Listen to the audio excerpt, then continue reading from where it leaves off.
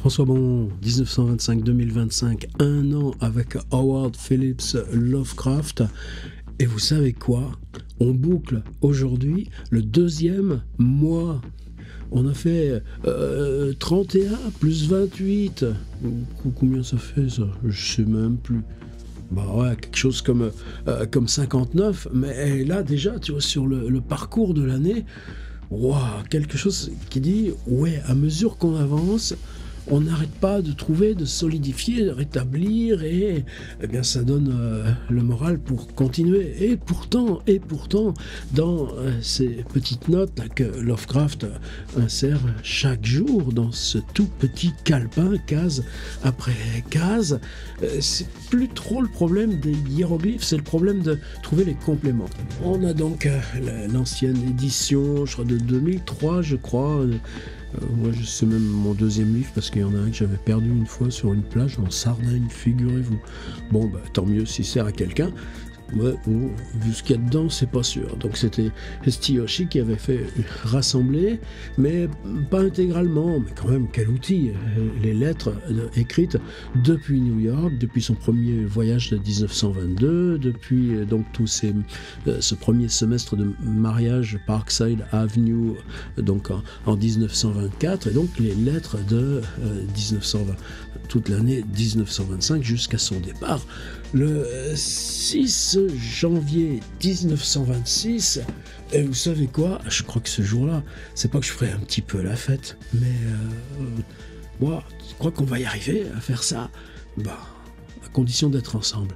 Et Hippocampus Press a sorti, alors là c'était juste il y a 2 ans, donc une édition intégrale cette fois, les petits détails sont là, toujours Esti Oshii et David Schultz, avec toujours une quantité incroyable aussi de petites annotations, précisions, gratitude toujours à ce travail. Seulement, voilà, sur cette période-là de février-mars, là on a eu une longue lettre à Annie Gamwell du 26 février, mais la partie journal, c'est ce qu'il envoie à l'autre tante, Lillian Clark, et là on n'en a pas, et il faudra attendre tout un mois, le 3 avril, pour que recommence la série, enfin du moins ce qui nous est parvenu des lettres à sa tante Lillian, qui sont évidemment non seulement comportent tellement de détails qui nous aident à comprendre ce qui se passe, mais qui sont dans une rhétorique non seulement de journal, mais de journal intime, même si c'est envoyé à sa tante Liliane, bien sûr, de réflexion, d'improvisation, de gamberge, de doute. C'est évidemment notre outil le plus précieux, mais là, d'une part, on n'en dispose pas.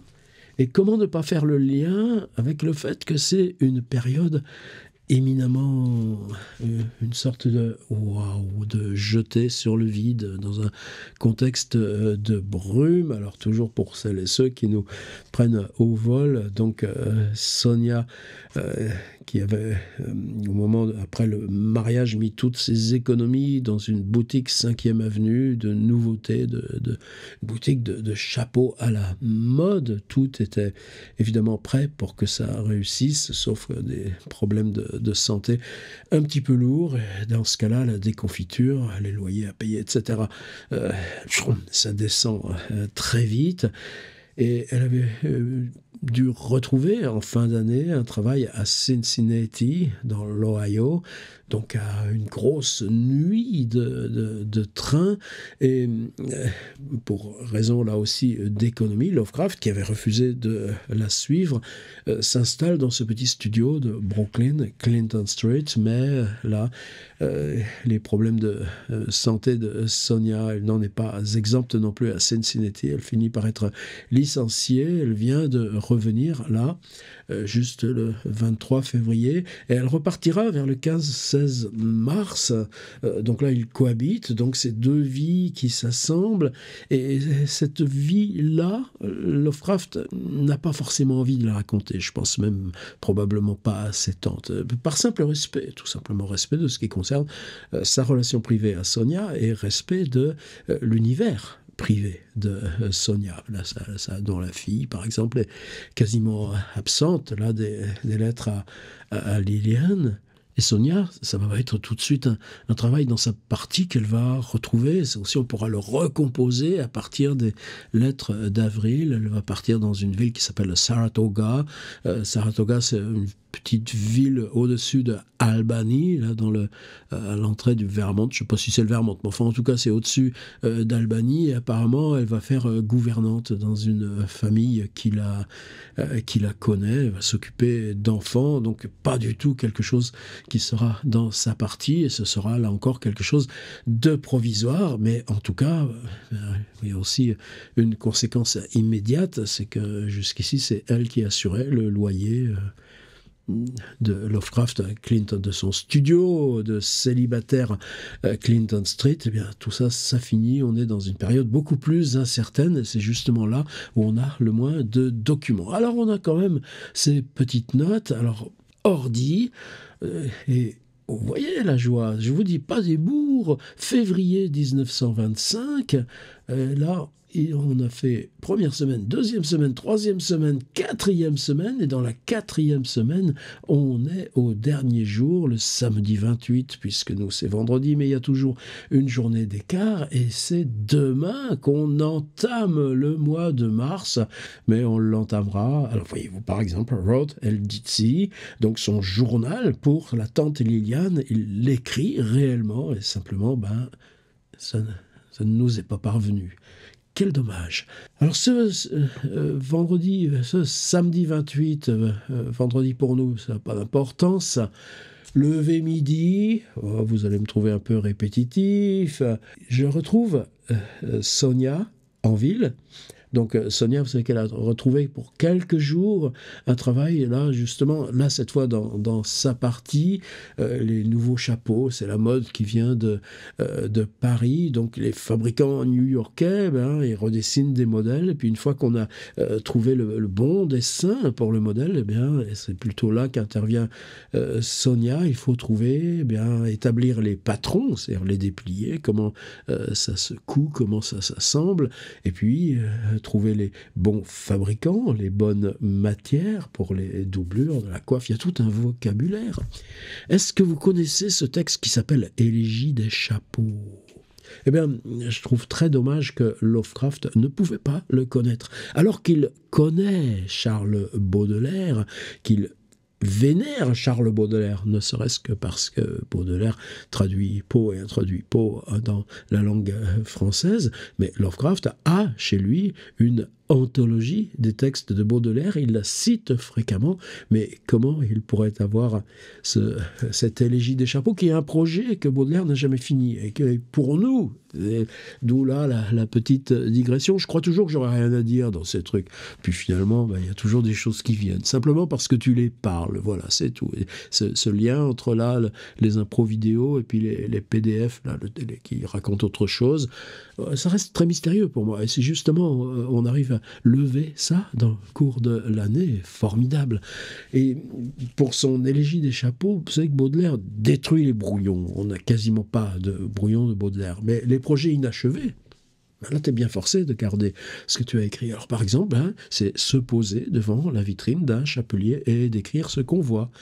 C'est faire des listes de vocabulaire sur l'ensemble des éléments et ce qui touche au métier des chapeaux et tout ça. Et qu'est-ce que c'est les croquis des silhouettes qu'on aperçoit et comment, là, Bon, trêve de la digression, mais je pense que Lovecraft, si on lui disait ouais, Baudelaire, il a travaillé sur les chapeaux, il serait le premier surpris. En tout cas, Sonia donc a donc trouvé ce petit travail pour quelques jours. Bon, quelques sous, ça fait pas de mal aussi dans ce contexte. Et puis vous savez qu'un chapeau en 1925, c'est aussi des petits bandeaux qui sont dessus, les plumes qu'on y attache, ou les fausses fleurs. Bon, laissons.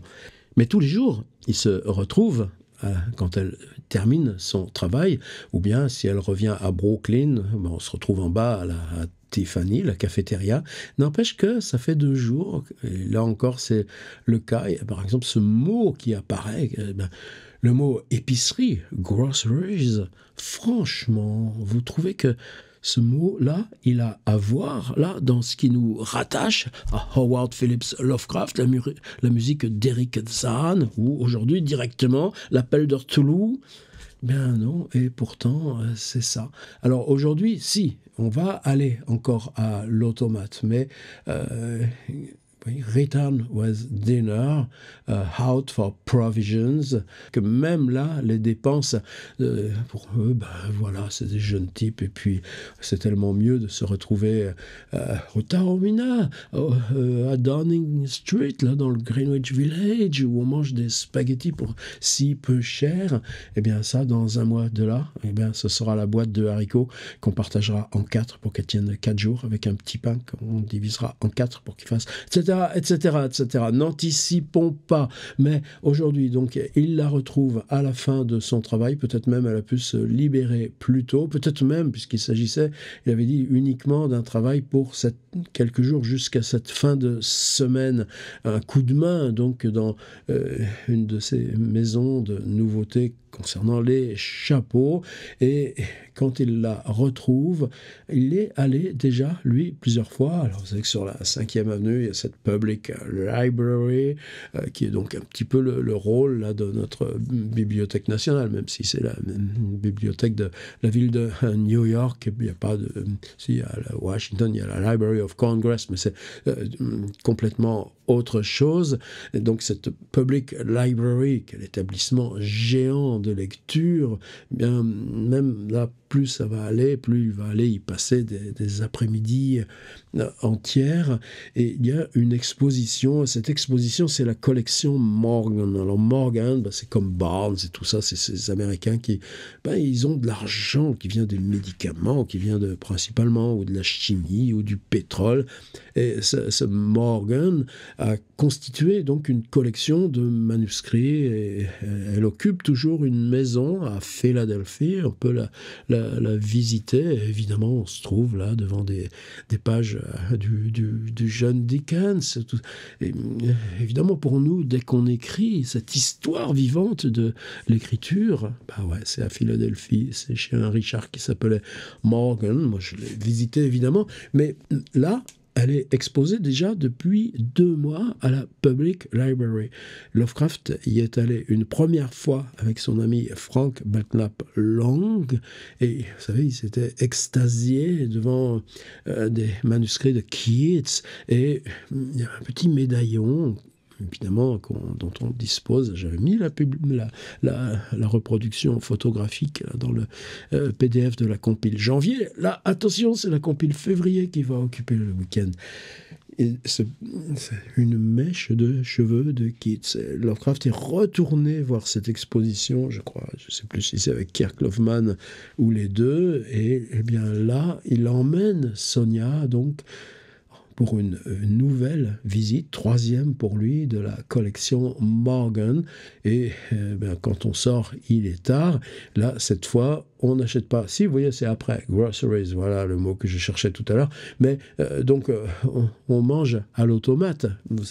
Là, on a croisé ça plusieurs fois. On le croisera encore, bien sûr. Et le plus grand automate, il est là, dans le Manhattan Downtown, au niveau, là, vers cette 42e rue, où il y a Grand Central et tout ça.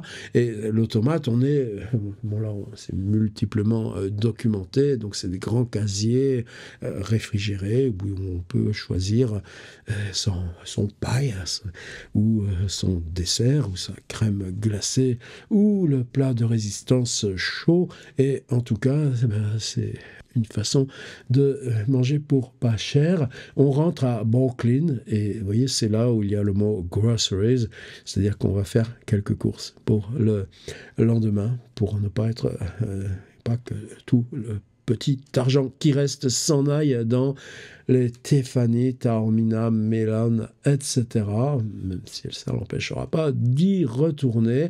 Et puis, là, toujours Sonia disparaît un petit peu. Read and write. Elle fait quoi, elle, pendant que Lovecraft lit et écrit? Probablement, elle aussi. Vous savez qu'on a cette association des journalistes amateurs, et c'est justement cette année, Sonia en est la présidente jusqu'au mois de juillet prochain. Et c'est un boulot énorme. forme de correspondance, d'édition, de choix, puisque le numéro de juillet, c'est Howard, rédacteur en chef, qui va le publier. C'est rémunéré, ça? Non, c'est pas rémunéré. Et qu'évidemment, il y a ce truc, ben les copains, eux, ben alors, tu nous lâches ou quoi? George Kirk et Samuel Loveman appellent, et là, il y a une mention beaucoup plus obscure, départ pour NML. Chou blanc, j'ai regardé dans la première transcription établie par Stiyoshi, bon, lui non plus, apparemment, n'a pas trouvé, sinon il nous l'aurait dit. Et puis, Write Letters SH. Alors, évidemment que Sonia doit avoir une correspondance un petit peu lourde pour les questions de licenciement. Peut-être c'est même conflictuel. Elle vient de se faire virer là, de chez Mabley's and Curry's à Cincinnati. Mais je pense tout simplement aussi qu'elle démarche d'autres grandes maisons de nouveautés, puisque elle était acheteuse aussi dans cette chaîne. Donc, quand même, un poste à responsabilité et qui la met en contact avec beaucoup d'autres fournisseurs. Et à Cleveland, c'est ce qu'elle va, ou à Chicago plus tard, c'est ce qu'elle va retrouver comme travail. Donc je pense que c'est simplement envoyer des CV et des propositions de travail. Et puis après N, M et L, avant qu'on se remette tranquillement à écrire des lettres, House shakes 9:30 p.m. À 9h30 du soir, la maison tremble. Et là, on peut aller voir maintenant mon petit PDF, si vous voulez bien. House shakes, 9:30 p.m. Donc à 9h30, tremblement de terre. Alors, je pas, voilà, levé midi, je retrouve Sonia à la bibliothèque, je lui fais visiter la collection Morgan, on dîne à l'automate, retour à Brooklyn, course à l'épicerie, maison, lui écrit, visite de Kirk et Loveman, on part pour N, M et L, ou c'est plutôt, alors corrigeons, il dit parfois N, M et L, puisque lui, apparemment, il reste, visite de Kirk et Loveman, qui partent pour N, M et L. Alors, est-ce que c'est une réunion littéraire? Est-ce que je ne sais pas. Et puis, tremblement de terre le soir à 21h30. Loveman appelle pour vérifier si tout va bien. J'ai écrit des lettres pour Sonia. On se couche. Et aujourd'hui, donc, tout simplement, j'ai fait... Waouh, j'ai triché. J'ai triché. J'ai le droit de tricher? Bah ouais, j'ai le droit de tricher, je suis chez moi, non? Enfin bon, c'est ensemble, mais trichons ensemble. Alors, allons voir New York Times. Là, on est le 28 février. Il n'y a pas, évidemment, beaucoup de choses, en particulier, vous savez, ce Borglum, ce gars du Ku Klux Klan, là, ce sculpteur là, qui met monument, là, le Mount Rushmore, là, les présidents des États-Unis sculptaient même la falaise, et qui là est sur un chantier autrement contesté. On est près d'Atlanta, sur une falaise encore, où il y a une cavalcade de 4 chefs ou 3 chefs confédérés, 18 mètres de haut, mais pour que les ouvriers taillent, là, en pleine falaise, il leur faut une maquette. Or, Borglum, alors est-ce que c'est pour des questions politiques? Lui dit qu'il a été maltraité, est-ce qu'on trouve que... Bon, en tout cas, ça chauffe toujours. Borglum a disparu de la circulation. Aujourd'hui, non seulement la police l'a retrouvé, mais l'a écroué, ou peut-être il y a des histoires de gros sous derrière, encore que ce soit le Ku Klux Klan qui paye la sculpture. Et pour que le chantier continue, eh bien, il faut la maquette. Or, Borglum a détruit les maquettes intermédiaires, et la maquette qui pourrait servir à la sculpture qui va sur cette, je sais plus comme Stone Mountain, il la garde comme chantage.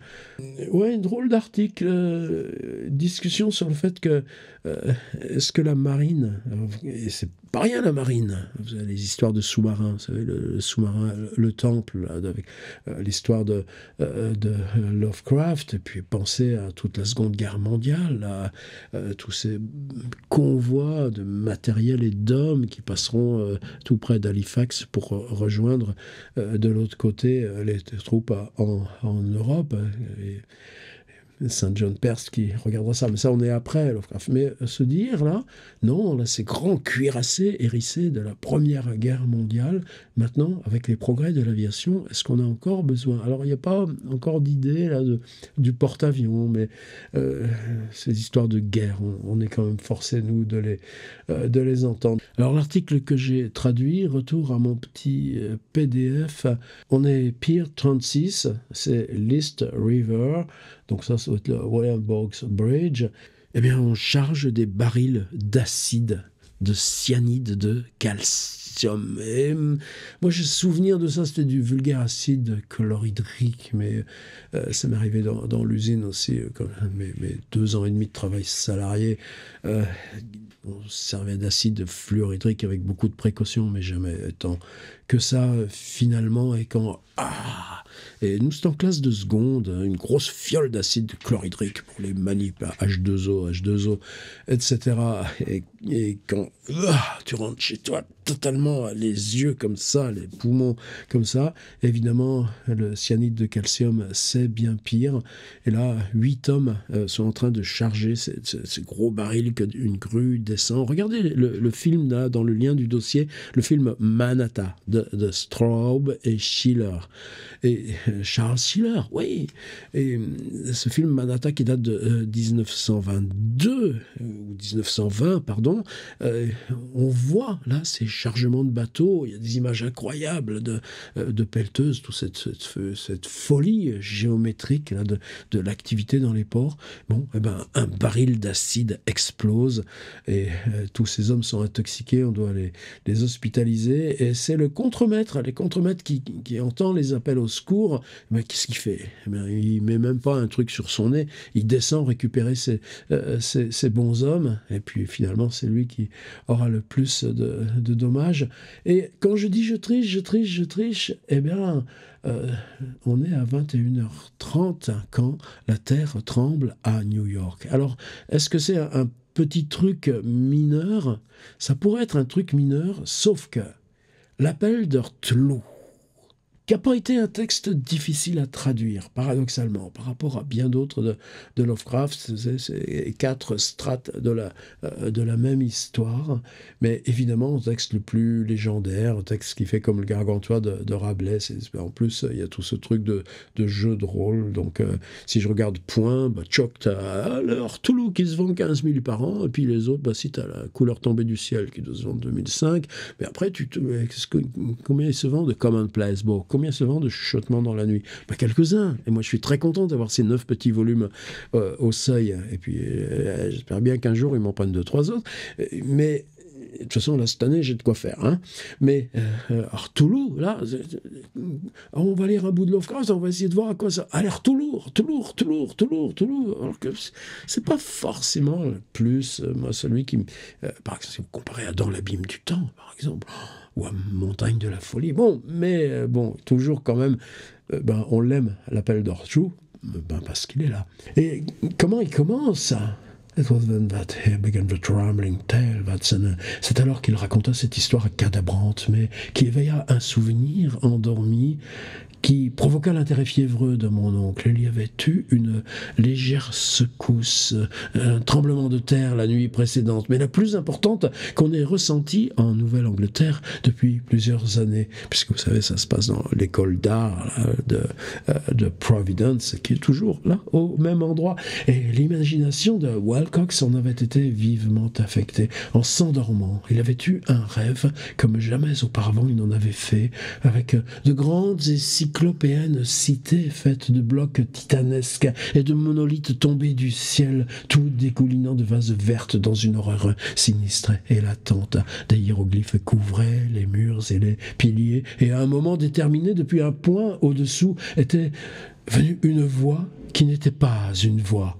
Une sensation de chaos que seulement l'imagination pouvait transmuer en son, mais qu'il tenta de rendre par ce fouillis de lettres confus et quasi imprononçables. Et là commence la légende de Lovecraft. Et donc elle commence par, oui, la ville de New York, ces grands blocs monolithes, et tout d'un coup tout se met à trembler, à secouer, et ça dure. Et ce Cthulhu sera écrit à Providence, donc après le retour de Lovecraft, tout de suite, mais à partir de synopsis, là, qu'il ébauche toute cette année à New York. C'est-à-dire que l'écriture même de Cthulhu est peut-être en 1926, mais toute la conception, elle est bien là, le produit de son année New York. Et donc, cette image de New York, elle est là dans directement dans leur Cthulhu. C'est-à-dire que ce tremblement de terre, oui, il a été perçu en Nouvelle-Angleterre, mais c'est surtout New York qui a tremblé. Alors, donc, là encore, vous voyez, chaque fois qu'il y a une petite passerelle comme ça, là, c'est notre boulot de le faire. Et ben, tout simplement, quand je dis triche, revenons au New York Times, et là, eh bien, c'est la première fois que j'ose faire ça, mais demain, c'est pas grave, on a le supplément littéraire, on se rattrapera. Regardez, 03 01 1925, waouh! On change en direct de mois. Nous voilà le 1er mars 1925 et dans la une du New York Times, évidemment, voilà, en en 3 colonnes, le tremblement de terre, Earth's tremor shakes dozens of states, New York trembles, with rest of East shocked distinct, mais pas de dégâts, mais pas de dégâts. Le fait que ce soit la ville la plus symbolique, la plus haute, la cathédrale des villes qui se mettent à trembler, eh bien, tout le monde descend. Alors pour Lovecraft, on ne sait pas. Bon, on continue à lire. Chérie, la terre tremble. On ne sait pas. Moi, j'ai un souvenir d'un tremblement de terre. C'est Marseille 1983. C'est vraiment étrange. Les trucs qui bougent, quelques bouquins qui tombent. Bon, ça dure quand même. On a l'impression que ça dure extrêmement longtemps. Donc, Vibrations send hundreds to street. Eh bien, la foule de New York, évidemment, chaque fois, elle est dans la rue dès qu'il se passe quelque chose comme ça. Et ben, peut-être que demain, on y reviendra avec des images, puisque ce sera le supplément photographique du Times. Mais ça continue sur la 2e page avec tout un tas de récits, d'enquêtes. Voilà, cette petite triche, c'était pour dire tremblement de terre. Ouais, ben faisons attention, parce que passerelle avec l'œuvre et récit dans le journal où c'est beaucoup plus que la toute petite note sibylline de H.P. Lovecraft qu'il a sans doute dû raconter ensuite par le détail à sa tante Lillian. Mais ça, on n'en dispose pas. À demain. Merci.